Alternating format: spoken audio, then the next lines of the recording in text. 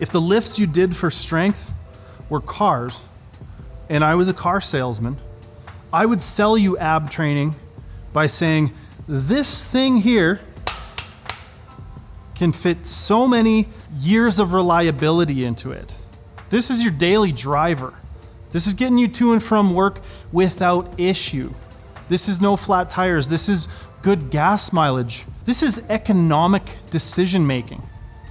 That's your ab training. So if you're trying to get strong, here are the ab movements that you should do to progress for strength. Movement number 1, the plank. Modest, but effective plank. The reason I like the plank is because it just teaches you to hold your shit really tight. It teaches you how to contract and use your whole core and just keep it stable. Plank and plank variations. So your basic plank, you can go down on your forearms, and if you get something like this, you can make it a little bit higher to make it easier on yourself, or you can go fully flat on the ground to make it a little harder. I like this cushioning because my elbows are a little sensitive. So your basic plank, you're gonna put your hands and elbows sort of shoulder width apart, and then you want to avoid this extension, right? That's gonna be a really natural thing that you're gonna do if maybe you don't have a whole lot of core strength. So you wanna go from that extension in your low back to tucking the pelvis in and trying to bring those ribs down. Look at me shaking like a leaf. You're trying to mimic a lot of what I keep talking about in the squat with this, right? This is your bracing. This is pulling the ribs down and the pelvis up and trying to maintain that connection here. Plank variations.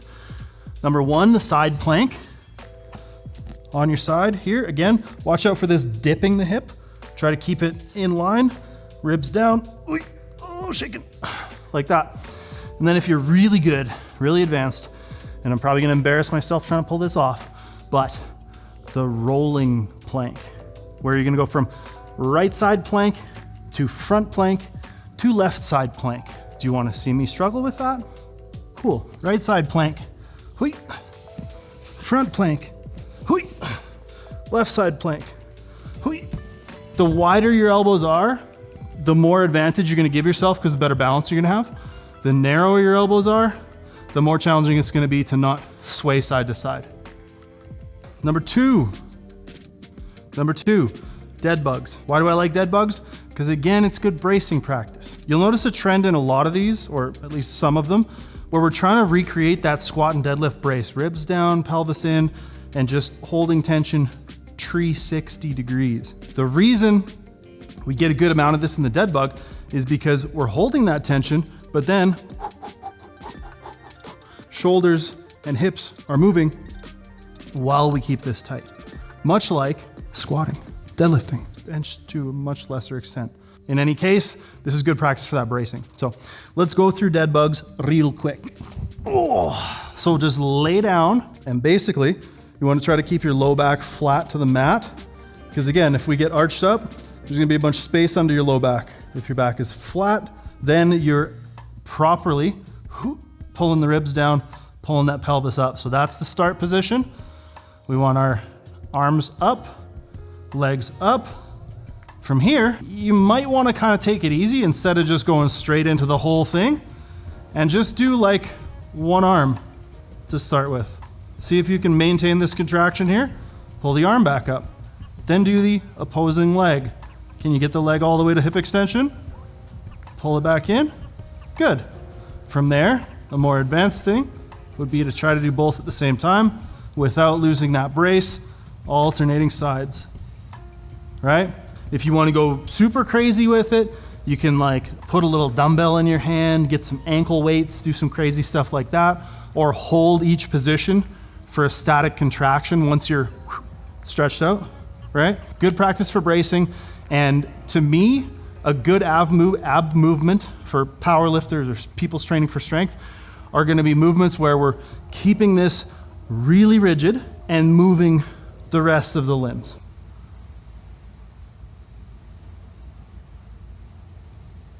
Cut. Which brings us to the ab wheel. Now this is the first movement that will require some kind of equipment. Let me tell you a little secret. If you don't have one of these, just use a barbell. If you want a little bit of extra challenge, put some weight on that barbell so it's harder to roll. Is it better? Is it worse? I don't know. It's probably pretty close to the same thing. But if you have one of these, they're pretty handy also. With this, we're trying to maintain that contraction, maintain that position of ribs down, hips tucked slightly, while our arms go into and out of extension, and our hips go into and out of extension. So it's kind of like this. You feel me? Yeah, basically, all you're doing here is you're getting anchored, you're going out as far as you can, and then pulling back in.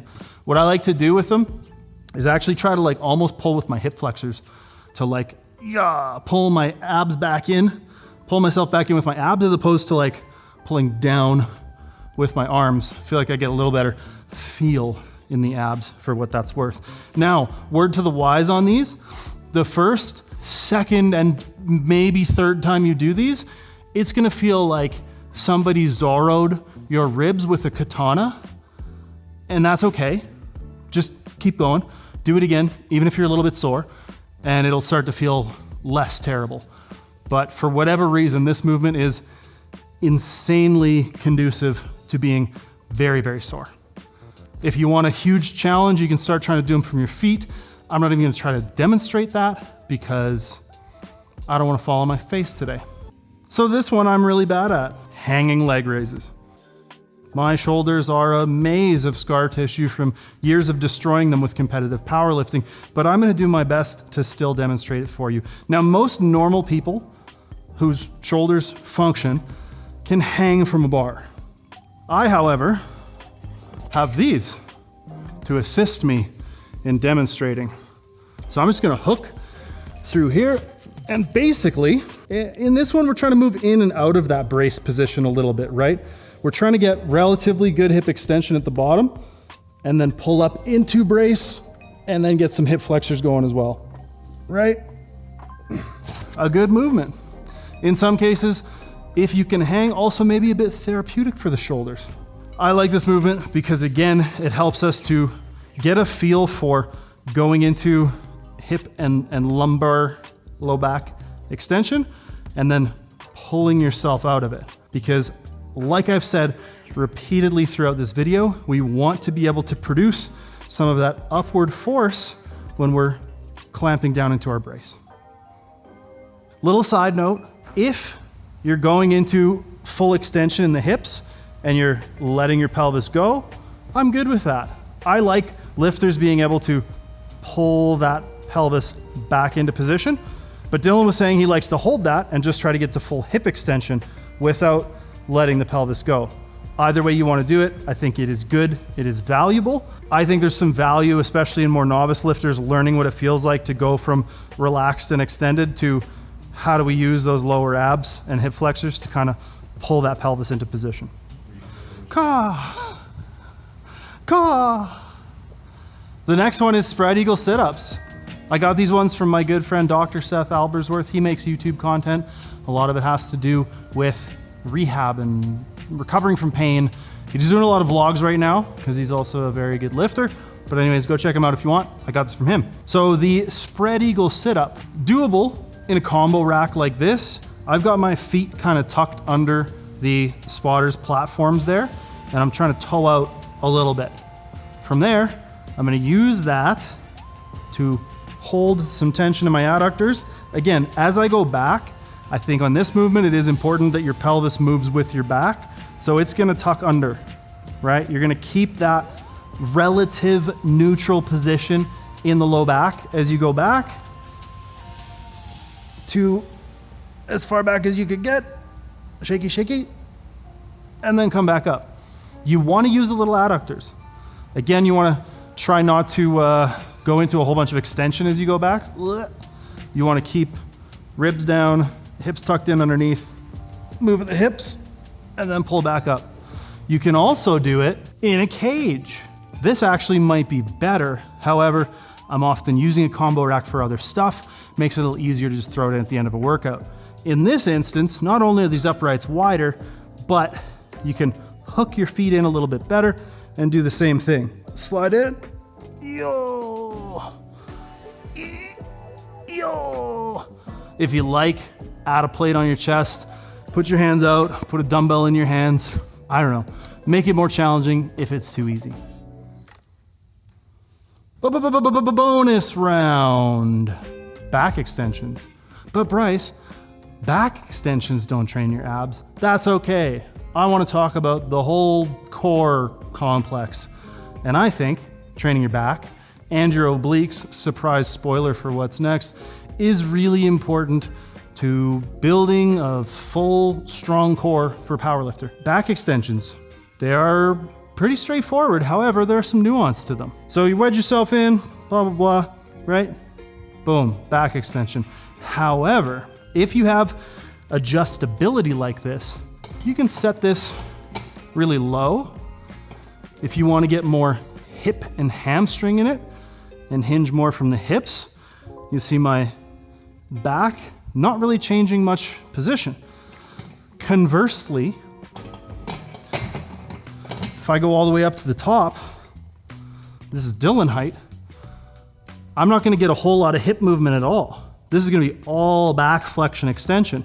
So I can really focus on training my extensors. Most of the time, to be honest with you, I'm going to put it somewhere in between. So I get a little bit of hip back, a little bit of hip and hamstring, a little bit of back extensor. Best of both worlds. Combo breaker. Surprise, there's more. Also, I said this earlier, but train your obliques. Here's a cable. It's attached to a weight stack. Pick it up, hold your brace, get close so it pulls pretty much straight down, and then yoink it back up. Let it pull you down, yoink it back up. You should feel this over here. If you feel it over here, something is wrong and weird.